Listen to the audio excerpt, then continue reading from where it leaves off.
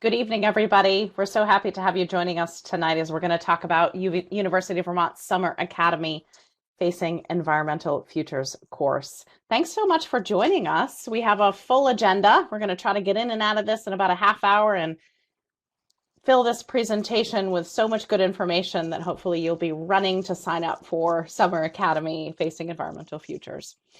So I'm going to get through a quick agenda. I'll go over introductions. We'll talk about what is Summer Academy experience at UVM Facing Environmental Futures course. We have our professor Harlan Morehouse with us. He's going to dive deeper into the course, and we're going to learn also about the experience. We have a student, Bayla Steinke, with us as well, who took the course last summer. So lots of good opportunities for you to learn, not only from the professor, but also a former student. And we're also going to talk about what is it like being at Summer Academy at the University of Vermont. And we also have Kristen Kalbashian with us. She is one of our student advisors, and she helps you sign up for the Summer Academy and walks you through that process. And she will be in our chat box tonight answering questions. I'll get to that in just a moment. So as I mentioned, we have a full house and a full agenda. My name is Nicole DeWillier-Fenton. I work in the Continuing and Distance Education Department, and I run our content marketing. As I mentioned just a moment ago, we are so fortunate to have Professor Morehouse with us this evening. He's a senior lecturer in the Department of Geography and our fearless leader of our Facing Environmental Futures Summer Academy course. Harlan, thank you for being here. Kristen, I just mentioned, is with us. She will turn off her camera in just a second, and she's going to man that chat box. If you have questions, please ask them throughout the presentation. Kristen will keep an eye on that, and I will keep an eye on those questions to ask them to Bayla and Harlan. And so Bayla Steinke is with us. She's all the way from Montclair, New Jersey, and she's a senior this year, and she's coming to UVM next year. We just learned. We're really excited to hear about that. And she took Facing Environmental Futures Summer Academy last summer. So she is the one you want to ask the questions to about that experience. Okay, so let's get into it. A few housekeeping things. We are recording this presentation. We will share it with everybody who's here tonight and everyone who RSVP'd. As I mentioned, please put your questions in the chat box. I will try to monitor those, as will Kristen, and we'll have ample time at the end to make sure to answer your questions tonight. So what is Summer Academy at UVM? It is a 4-week program. When we were not in a pandemic, it was 2 weeks on campus and 2 weeks online. It will be 100% online again this summer. And we can talk a little bit with Professor Morehouse about how that transition worked last year and what that experience was like from Bayla. So it's really geared towards high school students who just completed 10th, 11th, or just graduated too. We have lots of graduating seniors that come into Summer Academy the summer before they start their freshman or first year somewhere. It's an opportunity to learn what college is like and to gain credits. And we'll hear from Bayla as to how that helped to influence where she wanted to go as well. And it's a great tool for your college application essays also. You build relationships with students across the country. In one of our webinars we had a few weeks ago, we had a former Summer Academy student from New York City. Tonight, Bayla's here from New Jersey, and we have students from all over the country and a few international students too, which is super awesome. So you get to connect with students from all over the place. And we have a very active virtual learning community where you can connect with UVM faculty, with resources on campus, and your peers in Summer Academy. So what is Summer Academy looking like for 2021? We have a variety of courses, and I'm just listing these here for you to see the breadth of the types of courses that we offer at University of Vermont Summer Academy. The dates, July 6th through the 30th. So you can see there's a variety of health and medicine courses, but tonight we're going to talk about Facing Environmental Futures, which we're really excited to talk about. And before we dive deeper into the course with Harlan, I want to toss over to Bayla. And so Bayla, last year in July, you were just coming off your junior year in a pandemic. You switched from, as the world did, from in-person to online learning. What made you want to take a course for Summer Academy? What made you want to continue your learning in what was an incredibly challenging environment I for you? wanted something to occupy the time because, as everyone knows, COVID, there's not really a lot to do. So My mom actually suggested that I take or look for an online course, and randomly, as I was looking, a email from UVM came up talking about this program. So I looked into it and I found the environmental features course, and I really liked it. The topics that it discusses were very unique and different that I didn't see anywhere else, and I was also interested in UVM, so I thought it would be like a really good fit for me. Perfect. Good. We're so glad that you did. Thank you so much. We're going to hear a lot more from Bayla in a few minutes. But first, we're going to toss over to Harlan. Let's dive deeper into this. Facing environmental futures is a almost daunting title, I think, a little bit, to try to understand what we can do to face what is inevitable in some circumstances. So I want to, and the goal isn't really to read these bullet by bullet for our students joining us tonight, but just to give you an idea of the kinds of things that you can learn in this course. And Harlan, maybe just pick a topic and we'll dive in and dive a little deeper into this. Sure. First off, thanks everyone for attending this session. So yeah, you're right, Nicole. It is a big topic, and there's only so much that can be covered in a 4-week period. In general, what this course really operates on is this idea that, if we look at our current circumstances and certainly near future circumstances, what we see is that there's a fair amount of social, political, and environmental uncertainty. And this course is really aimed at identifying and discussing how all of these things are related, whether it's social, political, or environmental issues. And so what we put into conversation are things like, what is the relationship between climate change and COVID-19 pandemic? So it takes on a lot. There's certainly there's a heaviness to this course as far as the topics are concerned, but this course does not aim in any way, shape, or form to depress students. Rather, what it does is it kind of sets the tone to be like, these are the real challenges that we face. And then it attempts to give us a kind of conceptual toolkit to really face these challenges. What does it mean to face environmental futures? Part of that question is really is a psychological question. How can we be honest about the challenges in front of us without falling victim to things like pessimism or nihilism? And that if we can develop a kind of critical toolkit to face these kinds of challenges, then we might actually have the hope of building better futures. So that's the broad context within which this course is situated, but I'm happy to answer any sort of more specific questions that you might have about this, Nicole. Well, I think one of the things, the second point that I see there is developing the tool set, and you made reference to that.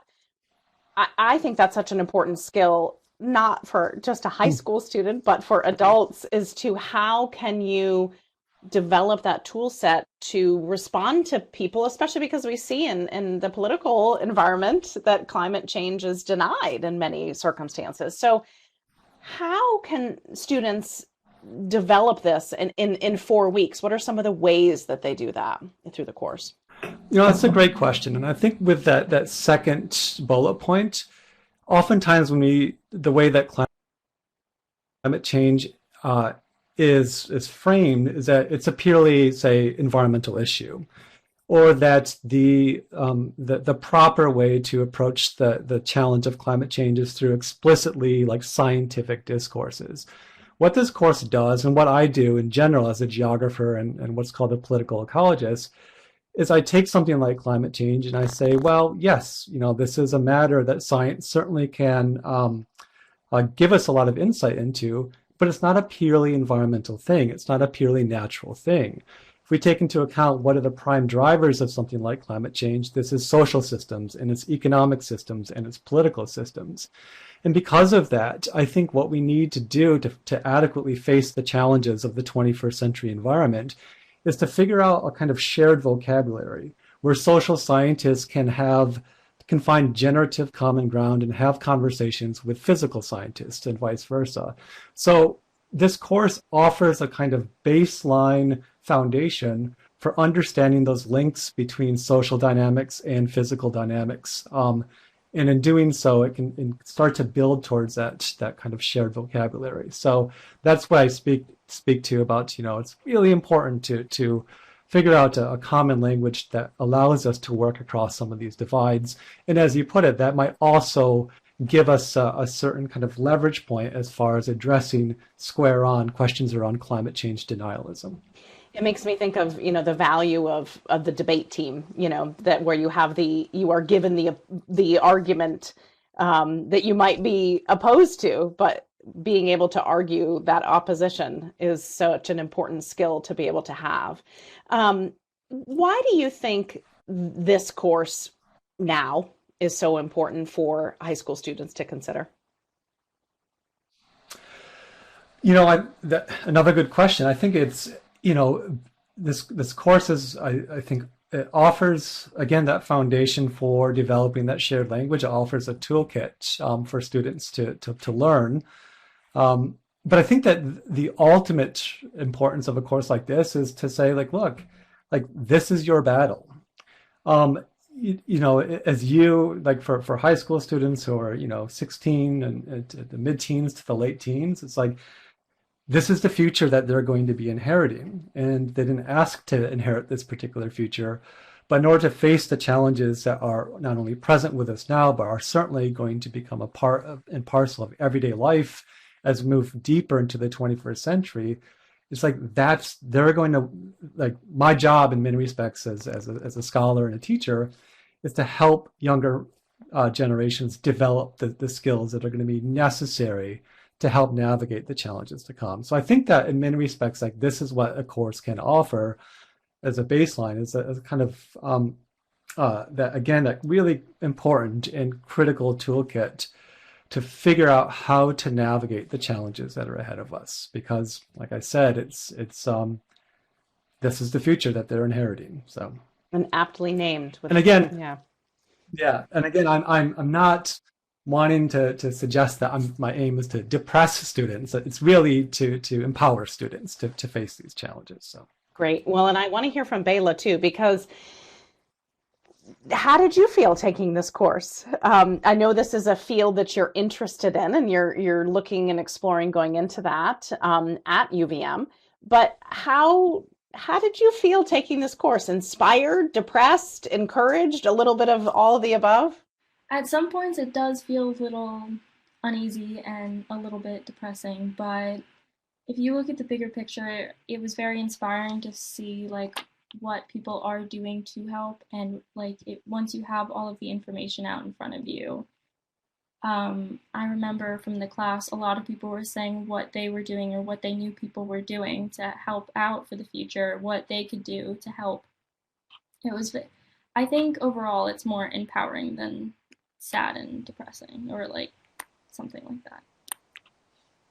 Yeah. Good. I bet that's good to hear for Harlan as well.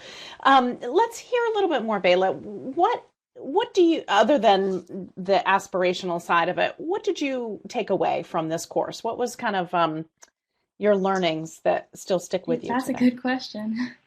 A lot, both the learning within the classroom and without it, outside the classroom. I remember one of the topics that sticks with me is extinction, because it's never really talked about outside of this. This was the first experience that I had talking about that, or one that really resonates with the current situation, which is COVID-19 and climate change, which was really interesting to see how the two connect in different ways. For example, our group project for the last week, my group ended up focusing on how consumerism was affected by the pandemic and how that affected climate change. And it was really interesting to look at that view and see how everything was connected. And yeah. Wow, that's really empowering. That's wonderful to hear that as well. I just want to put a plug to our participants. If you have questions for Bayla or Professor Morehouse as well on the specifics to the course, please put them in the chat box. We would love to hear your questions. I will also pose a question to our participants. Is there something that you're doing to reduce climate change or to educate about climate change? Are you on a student club or a panel or heading up your recycling efforts at your home? Are there things that you are doing? We'd love to hear that, and you can put them in the chat box as well.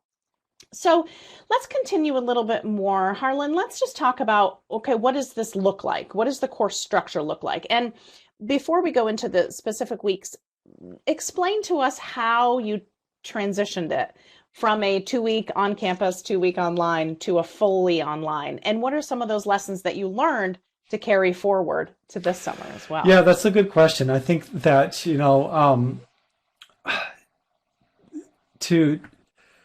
well, what I'll say is that the last summer was the inaugural launch of this course. So I didn't face the task of what I had to do, say, last spring term, of translating a course that runs in person into purely online.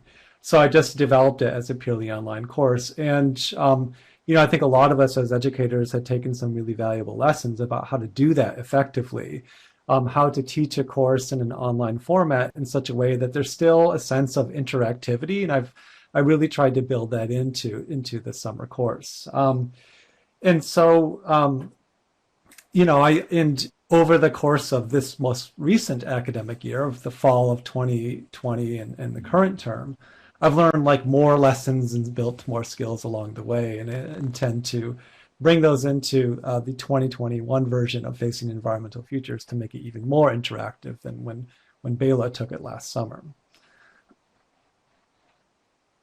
Exciting, I bet, and because I'm sure students are so much more savvy too. You think about the world we've lived in this past year. So then let's dive into the weeks. Tell us what students will learn each week. So the first week is probably the week that is one of the most depressing weeks of the course, and maybe Bayla, you can attest to this. The first week we're taking on some really major issues. This is why it's called the challenge. So we're looking at climate change. What's the latest information with regard to climate change? What are its manifest social, political, and environmental consequences? Then we look at extinction and the precipitous loss of biodiversity on a global scale, and the clear links between climate and extinction. And then we also last summer talked about the pandemic, and I intend to talk about it again for this coming summer, because there's a clear link between all of these things. One of the prime drivers of pandemics, of coronaviruses, is habitat destruction. And there's a very clear link between habitat destruction, disease, extinction, and also how climate change factors into this as well. So the first week is it's the challenge. It's a challenging week, a kind of a reckoning of sorts with the immensity of the challenges that are in front of us. And then the second week we kind of pivot, because I acknowledge in myself and also for students and people of your generation that facing these kind of challenges takes a certain kind of psychological toll, a mental health toll on us. And so what I do is try to really lean into that and to unpack that and to say, look, if you feel depressed, if you feel pessimistic or even nihilistic about this, that's an entirely understandable reaction to these challenges. But it should not, in my view, be a destination, those feelings. Rather, how can we acknowledge the kind of the psychological aspects of this, unpack that, and try to figure out how it is that we are all experiencing these kind of similar things, and how that shared experience of pain or anxiety about this state of the world, how that can actually offer us a basis for solidarity and for building political movement. So week one, heavy. Week two starts to kind of relax a little bit and lean into the psychology of it. And then week three, shall I continue? Okay. Week three is, now that we've built this kind of, okay, we're all in this same kind of boat in some respects of how we might feel about these challenges. How do we pivot from a kind of feeling of depression or pessimism to a kind of cautious optimism? How do we start to leverage these ideas, what we've learned in the first week and the second week, to actually building things like political movements? How can we make strategic interventions so that we might have a better chance of building better futures, which then brings us into the fourth week, which is about intervention. It's really focusing on what other movements are doing to address these challenges, how questions around environmental futures or better environmental futures is still very much on the table. And what I also do in that very last week is grant a lot of space to the students to craft their own interactive and collaborative group projects. Sounds so great. I want to come back to Bayla real quick. That group project at the end, how did you manage that? Was that something that you spent a lot of time working on? Was it manageable, trying to finish up your coursework? Just walk us through what was that last week like for you? Yeah, that last week was nice. It was very manageable. You just have to keep in touch with your group, keep on top of things, but it was really nice. It was also nice to see like different ideas when we were coming up with a topic to focus on. Everybody was very collaborative, and it was really nice to see different opinions and what interests people about this course and what to focus on that they believed was important. Great. So good to hear that too. And one of the things that I think is so important, and Bayla, stay with me for just one second with your microphone, um, thinking about your future as well. So you're taking this course in between your junior and senior year. How did that help you to, apply to college, think about your essays, think about where you might go? How did that influence this next Um, step for you? I think it influenced a lot. It gave me a different perspective of UVM, obviously, but then also like what a college course would be like and what it would be like to study similar things that I'm interested in with students that have similar interests. It helped with my application a lot. It helped me get into UVM, which I will be attending in the fall. And then it also helped me with different programs. So I'm going to be in the last program, which Professor Morehouse is a part of too. So it creates connections and it really helps prepare you for what's to come. That's great. And hopefully, I know I see a few comments. I'm going to get to those in just a moment, but hopefully that is appealing to many of our prospective students coming in. And Harlan, did you want to add anything to that as well? Yeah, just the thing that I'll say is to kind of reinforce what Bayla just said is that if taking a course like this does really, I think, help prepare students to for what to expect in undergraduate instruction. This course is certainly pitched in every respect to be accessible to high school students, but the ideas that we're working with in this course are ideas that my fourth year students work with, that seniors work with. And that just having a kind of advanced exposure to these ideas to be able to put them into conversation with me and with your peers really sets you up quite well for entrance into higher education. So in many respects it's a great opportunity for a preparatory course. And I think I've told both of you that I'm so bummed I didn't have this opportunity when I was in high school. So take advantage of it. It's amazing. So one of the other things that we have here, and Abby, and I think we have another question coming from Sophia. I'll get to that in just a moment. We have our Catamount Enrichment Learning Community, which is a virtual learning community, and it's very active. You get to connect with other students. You get to connect with tons of resources on campus. We have live webinar panels with admissions and all kinds, and mindfulness and study habits and all kinds of other things that you have the opportunity to learn about in prep for your college experience through Summer Academy. So it is the course that you're taking, but then there's all these other extras that come along with it, which we're really excited to share. So I wanted to just touch base, and because Abby was so kind to share what she has been involved in. She says, "Hi, I'm actually involved in a lot of community service efforts like trash cleanups, etc. I'm also a conservation ambassador for Pennsylvania. So that increases the advocacy I do in my community via educating the public." Abby, amen. That's awesome. Thank you so much for doing that in your community and for sharing that. And Abby, we are going to get to that tuition slide in just a moment. I do want to pause because Sophia asked as well, The course is 4 weeks. How many hours of the day will be required for this course? And Bayla, I think that's a great one for you to answer, because how much time did it take? So daily was mostly readings and discussion, and even if it was virtual through this program, Yellow Dig, I don't know if you're going to use it again this year, but we used it last year. I really liked it. Um, and it was probably the morning or the afternoon one day, but it didn't feel too much at all. I was able to enjoy my summer.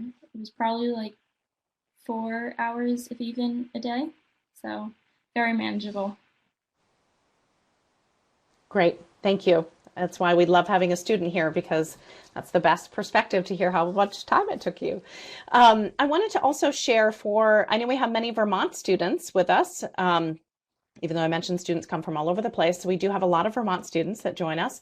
And I want to make sure that you're aware of the Vermont Dual Enrollment Program, which is open to juniors and seniors, and you can access up to 2 college courses, tuition fully reimbursed.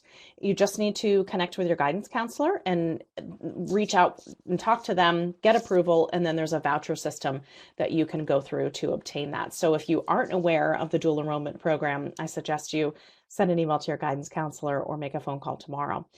So tuition. I know Abby was also asking this. So here's the slide for tuition. This is for in-state, so Vermont tuition with dual enrollment. You can see the first box on the top is that dual enrollment. So the tuition is 0 because there's the vouchers through the state Department of Education, but there is a comprehensive fee of $30. And sometimes, depending on the course, there might be a lab fee. And then you can see some students don't qualify for dual enrollment, or they've used up those credits, the vouchers that they can use, but they still want to take another course. And so in-state high school tuition, tuition for high school students is listed here. That's without dual enrollment. And then we also wanted to share, because many of our students, as Bayla is as well, is an out-of-state student. But this price that you're seeing here reflects a 50% savings on tuition for out-of-state high school students. So this is an incredible opportunity to have an affordable 3-credit option and a learning experience to add to your credentials as you move forward. And so if there's any additional questions about that or what qualifies for dual enrollment, Kristen's in the chat and she's wonderful at knowing all of that information. So when do you need to make a decision? I listed again the different courses for Summer Academy, and you can see that Facing Environmental Futures is Geology 095, and the application deadline is June 24th, and you can find that on our website as well. So wanted to wrap up here in a few minutes because we promised at about 30 minutes, so we've got a few more. So if there's any additional questions, please put them in the chat box. Happy to ask Harlan or Bayla, but just wanted to maybe wrap up with, I'm going to come back to you, Bayla, as well. There's so many things that you can do in the summer. And oftentimes our students work as well, part-time jobs as well. And so the way that you described how much time it took allows you to still work. But if somebody raises their hand and says, why should I take this? Why would I take this course? It's what a would very you share unique with them, experience that you can't really get anywhere else. And it really opened my eyes to different topics that I wasn't really aware of before. It also helped me.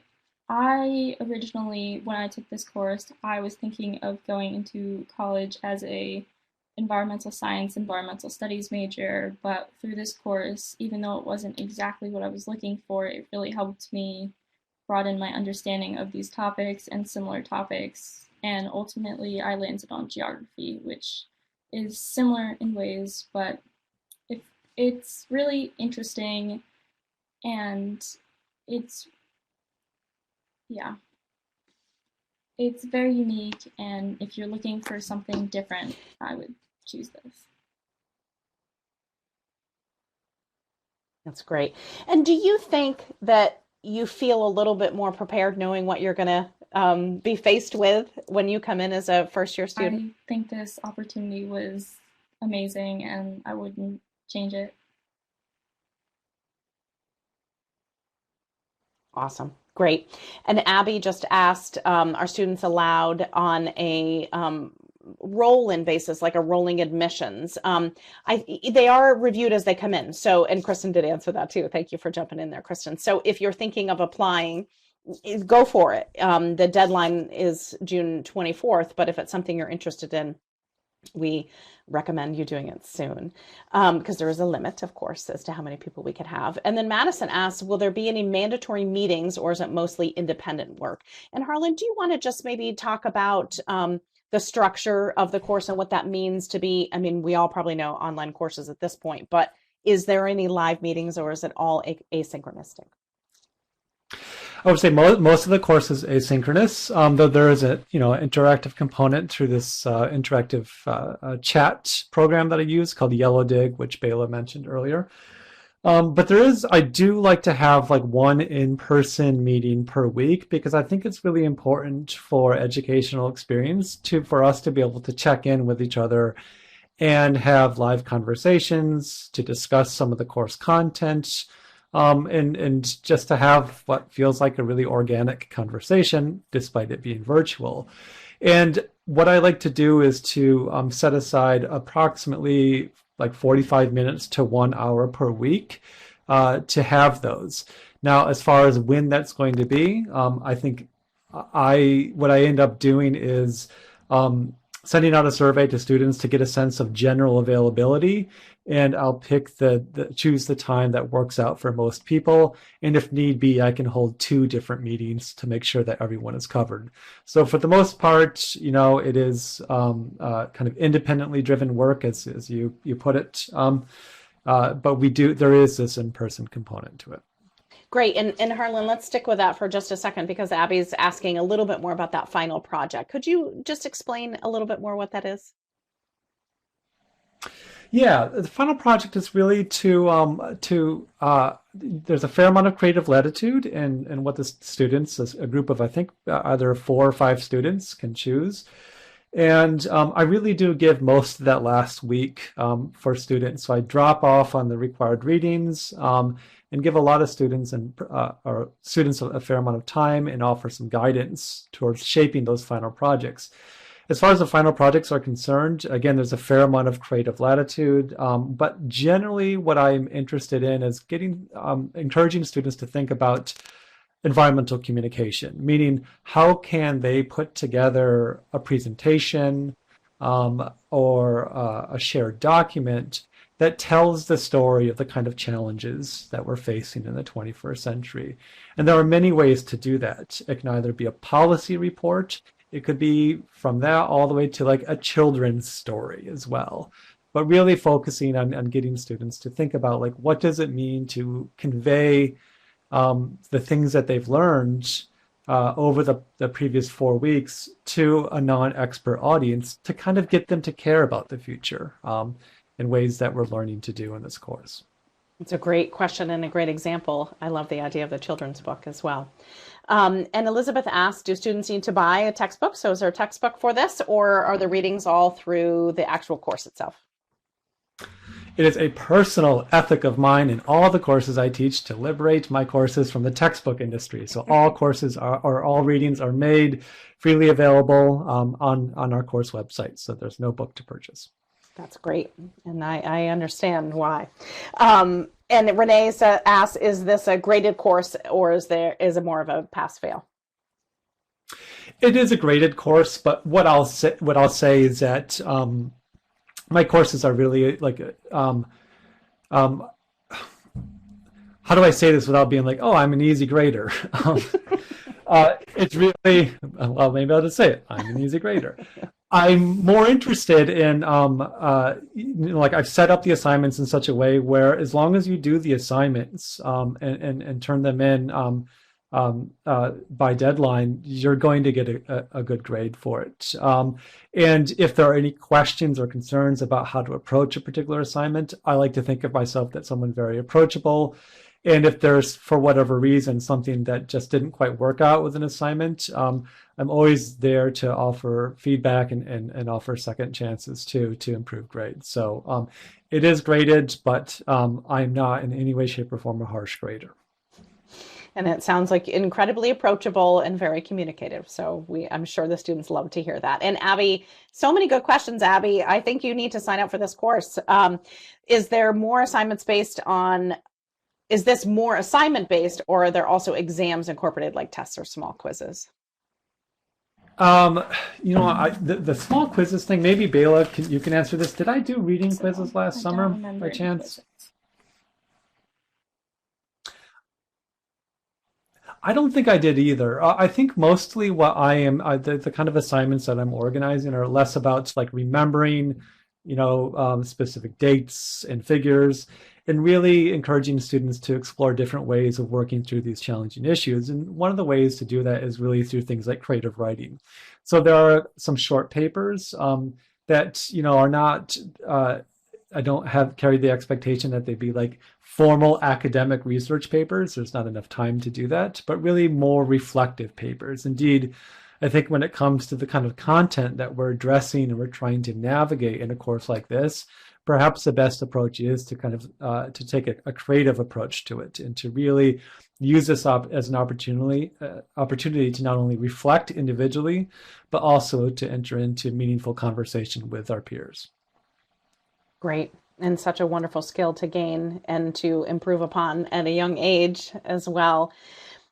So I'm just going to make sure that Renee might be asking. Oh, you're welcome, Abby. Thank you for asking great questions, everybody. And Renee, hopefully, and Sophia, hopefully we got all of your questions answered. And Madison, thank you, everybody, for asking wonderful questions this evening. As I mentioned, the application deadline is June 24th. Please go to our website. And Kristen, thank you for putting the syllabus direct link. So go check it out. This, we gave you kind of the high level and a little bit detail tonight, but you can certainly find more information. And if you have follow-up questions, we do have chat during the day on our website. And please email us.